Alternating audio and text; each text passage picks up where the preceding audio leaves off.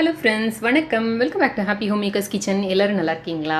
கோகுலாஷ்டமி வரப்போகுது. ஸோ இன்றைக்கி அதுக்கான ரெசிபீஸ் தான் நம்ம பார்க்க போகிறோம்.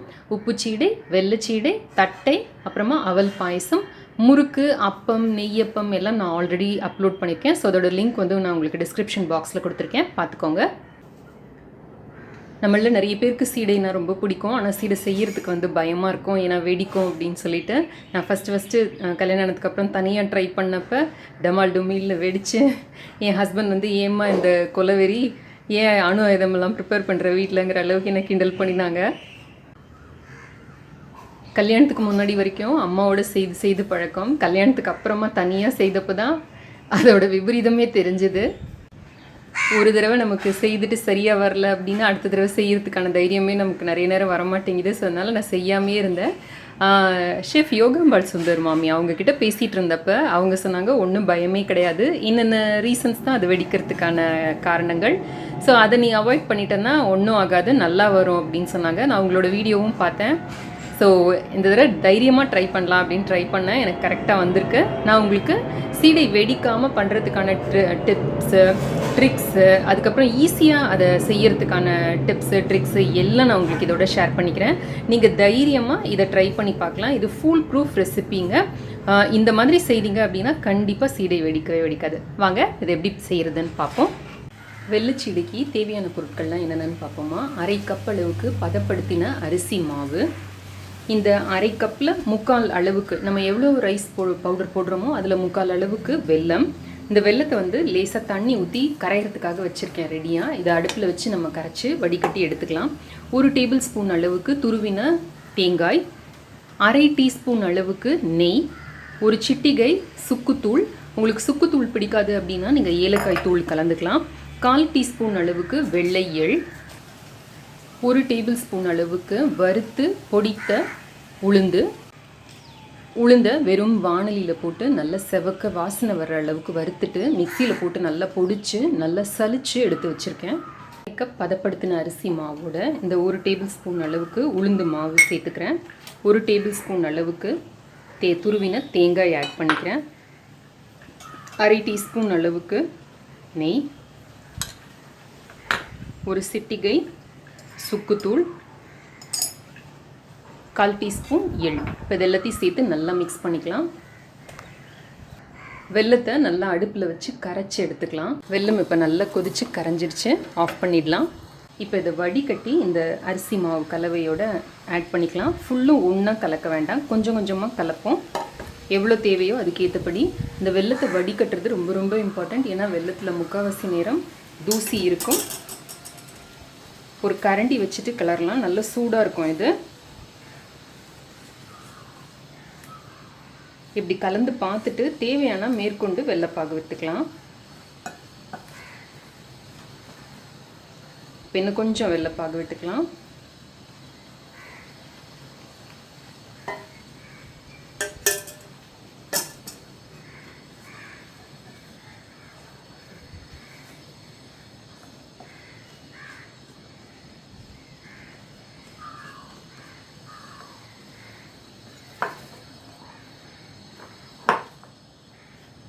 யூஸ்வலாக இந்த வெல்லம் லேசாக மூழ்கிற அளவுக்கு நம்ம தண்ணி வச்சோம் அப்படின்னா இந்த பாகு கரெக்டாக இருக்கும்.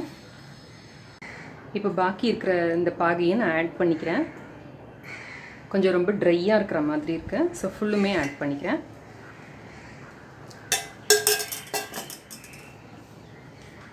பிசைஞ்சு இப்போ இது ஆறுற வரைக்கும் நம்ம எடுத்து ரெடியாக வச்சிடலாம். ஆறுனதுக்கு அப்புறமா எடுத்து நம்ம சீடை பண்ண ஆரம்பிக்கலாம்.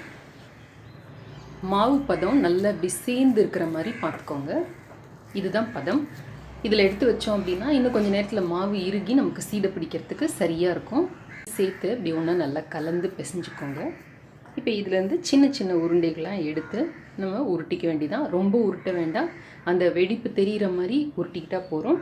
நம்ம உப்புச்சீடை பண்ணுறதை விட இது வந்து இன்னும் கொஞ்சம் பெருசாக உருட்டிக்கலாம். இப்போ இந்த மாதிரி எல்லா உருண்டையும் உருட்டி போட்டுக்கலாம். இப்போ நம்மளோட வெள்ளை சீடை ரெடி. உப்புச்சீடைக்கு தேவையான பொருட்கள்லாம் என்னென்னு பார்ப்போமா. 1/2 கப் அளவுக்கு பதப்படுத்தின அரிசி மாவு, 2 டேபிள் ஸ்பூன் அளவுக்கு வறுத்து பொடித்த உளுத்தம் மாவு, 1/3 கப் அளவுக்கு தண்ணி, தேவையான கொஞ்சம் கூடையோ குறையோ ஆகலாம். 1 டேபிள் ஸ்பூன் அளவுக்கு துருவின தேங்காய், 1/4 டீஸ்பூன் அளவுக்கு எள்ளு, தேவையான அளவு உப்பு, ஒரு 1/4 டீஸ்பூன் அளவுக்கு பெருங்காயம். இப்போ ஃபஸ்ட்டு என்ன பண்ணுறோம் அப்படின்னா, நம்ம வெடிக்கிறதுக்கு சீடை வெடிக்கிறதுக்கு முக்கியமான காரணம் அதில் இருக்கிற அழுக்கு அப்படின்னு பார்த்தோம் இல்லையா. இந்த 1/3 கப் தண்ணி நம்ம எடுத்து வச்சதை எடுத்து ஒரு கப்பில் போட்டுக்கலாம். இந்த தேவையான அளவு உப்பையும் அதில் சேர்த்துக்கலாம். தேவையான அளவு பெருங்காயம் 2 சிட்டிகை அளவு இருந்ததுன்னா கூட பெருங்காயம் போதும், ரொம்ப தேவையில்லை. ஸோ அதையும் இதில் சேர்த்துக்கலாம். சேர்த்துட்டு இதை இப்போ நல்லா கலக்கிக்கலாம். கலக்கி வடிகட்டி நம்மளோட மாவை பிசையறதுக்கு இதை யூஸ் பண்ணிக்கலாம். இப்போ இந்த மாதிரி பண்ணுறதுனால உப்புலேயோ இல்லை பெருங்காயத்துலேயோ ஏதாவது நமக்கு கல் இருந்ததுன்னா கூட நமக்கு இதில் மாவில் பட்டு வெடிக்காமல் இருக்கும்.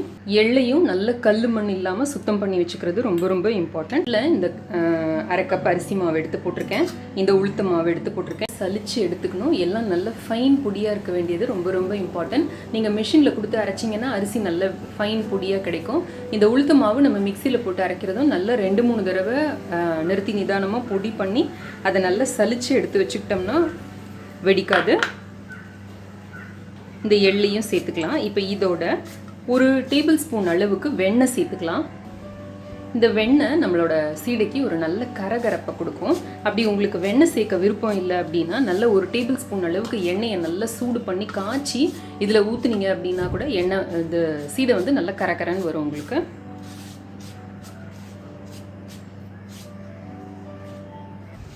இந்த மாதிரி மாவை நல்லா கலந்ததுக்கு அப்புறமா ஒரு வடிகட்டி எடுத்து இந்த நம்ம கரைச்சி வச்சிருக்கிற இந்த தண்ணியை வந்து நல்லா கலந்து கொஞ்சம் கொஞ்சமாக விட்டு நம்ம பிசைஞ்சிக்கலாம். இதை ஒரேடியாக விடாமல் கொஞ்சம் கொஞ்சமாக விட்டு பிசைய வேண்டியது ரொம்ப ரொம்ப இம்பார்ட்டண்ட். அப்போ தான் நமக்கு வந்து கரெக்டான அளவு தண்ணி தெரியும். இப்போ இன்னும் கொஞ்சம் தண்ணி விட்டு மாவை நல்லா பிசைஞ்சிக்கலாம். அரிசியோட தன்மைக்கு ஏற்றபடி இந்த தண்ணியோட அளவு வந்து மாறுபடும். நான் 1/3 சொல்லியிருக்கிறது ஓரளவுக்கு சரியாக இருக்கும். சில நேரம் அரிசி ரொம்ப பழைய அரிசியாக இருந்ததுன்னா இன்னொரு டேபிள் ஸ்பூன் அளவு தண்ணி கூட உங்களுக்கு தேவைப்படும். ஸோ பார்த்து விட்டுக்கோங்க. இப்போ நான் மேற்கொண்டு 1 டேபிள் ஸ்பூன் அளவுக்கு தண்ணி எக்ஸ்ட்ரா ஆட் பண்ணியிருக்கேன். எனக்கு அந்த 1/3 அளவு வந்து கொஞ்சம் கம்மியாக இருந்த மாதிரி இருந்துச்சு. இந்த மாதிரி நல்லா ஒட்டாத இந்த முறுக்கு மாவெல்லாம் நம்ம பிசைவோம் பார்த்தீங்களா, அந்த மாதிரி ஒரு பதம். இந்த மாதிரி நமக்கு இப்படி எடுத்து உருட்டினோம்னா நம்ம கையில் ஒட்டாமல் வரணும்.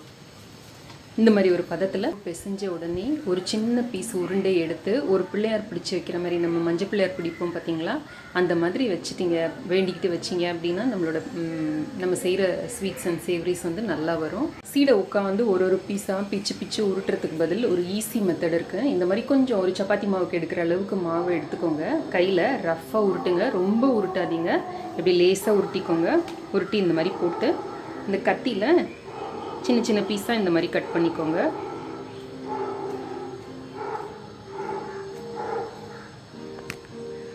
இதை கட் பண்ணதுக்கு அப்புறமா இதை எடுத்து அப்படி லைட்டாக ஒரு உருட்டி போட்டால் போகிறோம். ரொம்ப உருட்ட வேண்டாம். ரொம்ப உருட்டினோம்னா தான் வெடிக்கும். அதாவது நம்மளோட சீடையில் நம்ம அந்த ஒரு வெடிப்பு ஒன்று தெரியணும், அந்த மாவு வந்து ஜாயின் ஆகிற இடம் தெரியணும். அந்த மாதிரி போட்டோமா அப்படின்னா தான் நம்மளோட சீடை வந்து வெடிக்காமல் இருக்கும். இப்போ இதில் வந்து உங்களுக்கு நல்லா தெரியும் பாருங்கள், அந்த மாவு வந்து ஜாயின் ஆகிற இடம் தெரியுது பாருங்கள். இந்த மாதிரி ஒரு சீடையிலையும் இருந்தது அப்படின்னா நம்மளோட சீடை வந்து வெடிக்கவே வெடிக்காது. சின்னதாக உருட்டி போட்டிங்கன்னா நல்ல கரகரன்னு இருக்கும் சீடை. கொஞ்சம் பெருசாக இருந்தது அப்படின்னா உள்ளே வேகாமல் சாஃப்டாக இருக்கும், வெளியில் மாத்திரம் நல்ல மொறுமொறுன்னு இருக்கும். அதனால் கொஞ்சம் சின்னதாகவே உருட்டி போட்டுக்கோங்க. இப்போ இந்த மாதிரி இது எல்லாத்தையும் உருட்டி போட்டுக்கலாம் நம்ம.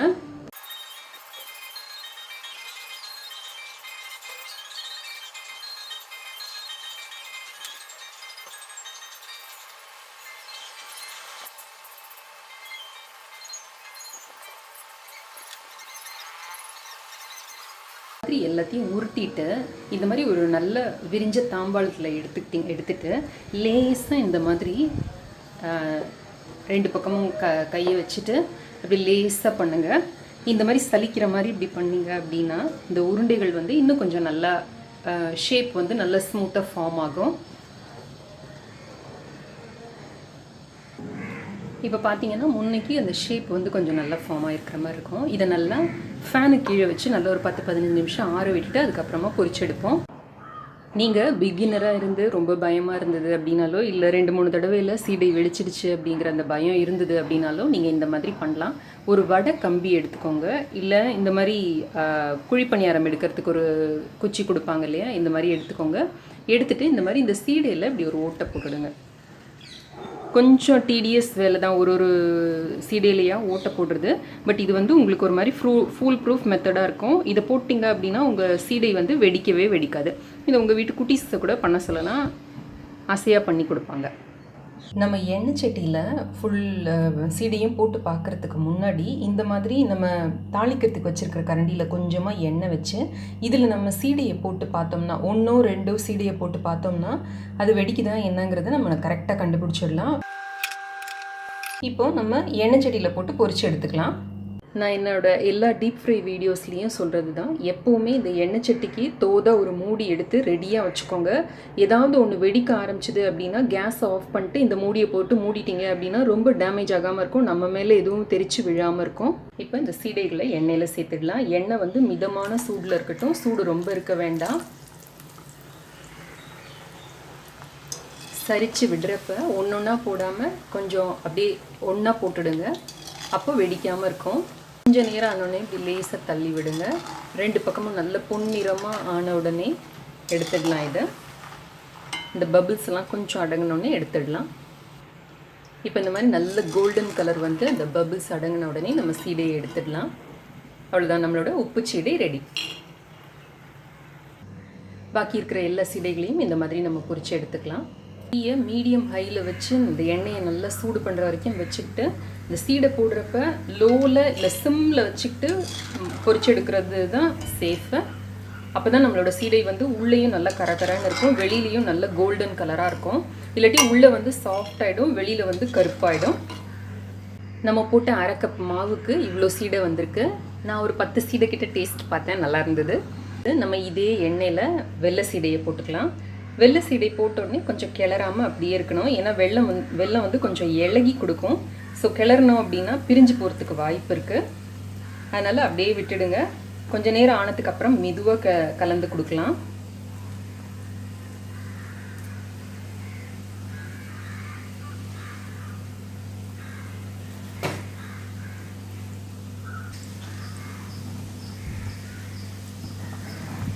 வெள்ளைச்சீடை நல்ல பொன்னிறமாக பொரிஞ்ச உடனே எடுத்துட்டோம்னா ரெடி. தட்டைக்கு தேவையான பொருட்கள்லாம் என்னென்னு பார்ப்போமா. 1/2 கப் அளவுக்கு அரிசி மாவு. இது பதப்படுத்தின அரிசி மாவாக இருக்கணும்ட்டு அவசியம் கிடையாது, ஆர்டினரி அரிசி மாவாக இருந்தால் கூட போதும். 1 டேபிள் ஸ்பூன் அளவுக்கு வறுத்து பொடித்த உளுத்தம் மாவு. 2 டீஸ்பூன் அளவுக்கு மிளகாய் தூள். இது உங்கள் கார அளவுக்கு ஏற்றபடி அட்ஜஸ்ட் பண்ணிக்கோங்க. காருக்கு கருவேப்பிலை கொஞ்சம் ரஃப்பாக இப்படி கையில் பிச்சு போட்டுக்கோங்க, அப்போ அந்த வாசனை வந்து நல்லாயிருக்கும். 1 டேபிள் ஸ்பூன் அளவுக்கு 1-2 பொடிச்ச பொட்டுக்கடலை. இது சும்மா ரஃப்பாக நம்ம இஞ்சி பூண்டு நசுக்கிறதுக்கு கல் வச்சுருப்போம் பார்த்தீங்களா, அதில் நசுக்குனா கூட போகிறோம். அதே மாதிரி 1 டேபிள் ஸ்பூன் அளவுக்கு வறுத்த நிலக்கடலை, இதையும் வந்து 1-2 பொடிச்சுக்கோங்க. அப்புறம் 1 டேபிள் ஸ்பூன் அளவுக்கு எள்ளு, கல் மண் இல்லாமல் பார்த்து சேர்த்துக்கோங்க. அப்புறமா தேவையான அளவு உப்பு, 1/4 டீஸ்பூன் அளவுக்கு பெருங்காயம். அது ரெண்டுத்தையும் 1/2 கப் அளவு தண்ணியில் நல்லா கரைச்சி வடிகட்டி எடுத்து வச்சுருக்கேன். ஸோ வெடிக்காமல் இருக்கணுங்கிறதுக்காக இந்த மாதிரி பண்ணியிருக்கேன். இப்போ இந்த மாவு நல்லா இந்த கரைசலை வச்சுக்கிட்டு நம்ம கலந்துக்கலாம். நல்ல ஒரு சப்பாத்தி மாவு பதத்துக்கு எல்லாம் சேர்ந்து வர்ற மாதிரி பிசைஞ்சுக்கலாம். கொஞ்சம் கொஞ்சமாக தண்ணி ஊற்றி நல்ல ஒரு சப்பாத்தி மாவு பதத்துக்கு இதை பிசைஞ்சு எடுத்துக்கலாம். ஆட் பண்ணுற மாதிரி இருந்ததுன்னா நல்லா பேஸ்ட் பண்ணிவிட்டு வடிகட்டி ஆட் பண்ணுங்கள். இப்போ பாக்கி இருக்கிற தண்ணி ஊற்றிக்கிறேன். கையில் நல்லா ஒட்டாத பதம் வர அளவுக்கு பிசைஞ்சுக்கோங்க. எனக்கு 1/2 கப் ப்ளஸ் 1 டேபிள் ஸ்பூன் அளவுக்கு தண்ணி ஆச்சு இந்த பதம் வரத்துக்கு. துணியில் இந்த மாதிரி உருண்டைகளை உருட்டி கொஞ்சம் டிஸ்டன்ஸில் இப்படி தள்ளி வச்சுக்கோங்க. வச்சுக்கிட்டு ஒரு பாதி துணியால் இப்படி மூடிக்கோங்க, காட்டன் துணியால்.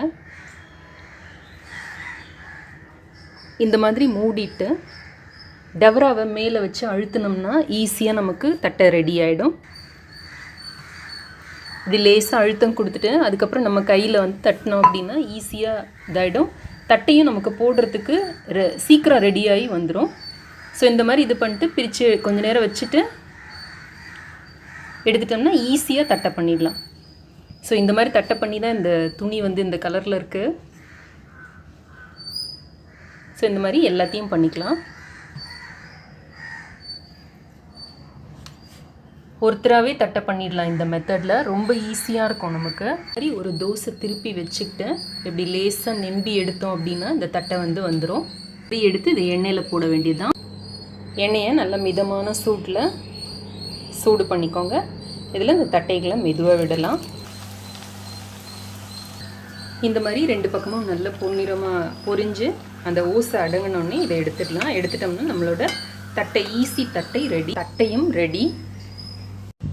1 டேபிள் ஸ்பூன் அளவுக்கு நெய்யை சூடு பண்ணி அதில் ஒரு 4-5 முந்திரி பருப்பை ஒடிச்சு போடுங்க. ஒரு 10 திராட்சை சேர்த்துக்கோங்க, உலரும் திராட்சை. இது எப்படி வீட்லேயே செய்கிறது அப்படிங்கிறதுக்கான ரெசிபி லிங்க் நான் உங்களுக்கு டிஸ்கிரிப்ஷன் பாக்ஸில் கொடுக்குறேன், பார்த்துக்கோங்க. ஸோ இதை போட்டு நல்லா இந்த கிஸ்மிஸ் பழம் வந்து நல்ல பல்ஜாய் வர்ற வரைக்கும் நம்ம பொரிச்சுக்கலாம்.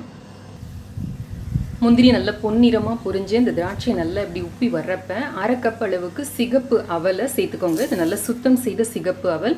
இதை போட்டு இப்போ நல்லா பொரிச்சு எடுத்துக்கலாம். அவல் நல்லா இந்த மாதிரி பொரிஞ்சு வந்ததும் இதில் 1/2 லிட்டர் அளவுக்கு பால் சேர்த்துக்கோங்க. நான் சுத்தமான பசும் பால் சேர்க்குறேன். சாமி நைவேத்தியம் அப்படிங்கிறதுனால நான் பேக்கெட் பால் சேர்க்கல, பசும் பால் சேர்க்குறேன். இப்போ இதை நல்லா கொதிக்க விடலாம். இந்த பால் நல்லா கொஞ்சம் குறுகி இந்த அவல் நல்லா சாஃப்டாக வெந்த உடனே இதை நம்ம ஸ்விட்ச் ஆஃப் பண்ணிடலாம். 1/4 கப் அளவுக்கு வெல்லத்தை நான் கொஞ்சம் தண்ணி சேர்த்து நல்லா சூடு பண்ணி வச்சுருக்கேன். இந்த அவல் பாயசம் வந்து கொஞ்சம் லியூக் வார்முக்கு வந்த உடனே இது வந்து சுட சுட ஊற்றினோம்னா பால் முறிஞ்சு போயிடும். இது கொஞ்சம் சூடு ஆறினோடனே இந்த வெள்ளை கரைசலை நம்ம வடிகட்டி ஊற்றிடலாம். உங்களுக்கு வேணும்னா நீங்கள் இன்னும் கொஞ்சம் கூட வெல்லம் ஆட் பண்ணிக்கலாம். உங்களோட சுவை அளவுக்கு ஏற்றபடி இந்த வெல்லத்தோட அளவை வந்து அட்ஜஸ்ட் பண்ணிக்கலாம். ஒரு சிட்டிகை ஏலக்காய் தூள் போட்டுக்கலாம். அவ்வளோதான், நம்மளோட டேஸ்டி அவல் பாயசம் ரெடி. இது கொஞ்சம் நேரம் ஆக ஆக நல்லா இறுகி அந்த பாயசம் கன்சிஸ்டன்சிக்கு வந்துடும். இந்த ரெசிபி எல்லாம் உங்களுக்கு ரொம்ப பிடிச்சிருக்கும்னு நினைக்கிறேன். அவசியம் கோகுல அஷ்டமிக்கு செய்து சந்தோஷமாக செலிப்ரேட் பண்ணுங்கள். இந்த ரெசிபிஸ் பிடிச்சிருந்ததுன்னா லைக் பண்ணுங்கள், நம்ம சேனலுக்கு சப்ஸ்கிரைப் பண்ணுங்கள். இணைந்திருங்கள் ஹாப்பி ஹோம் மேக்கருடன். என்னாலும் நன்றி, வணக்கம். ஆரோக்கியமான சமையல், ஆனந்தமான வாழ்க்கை.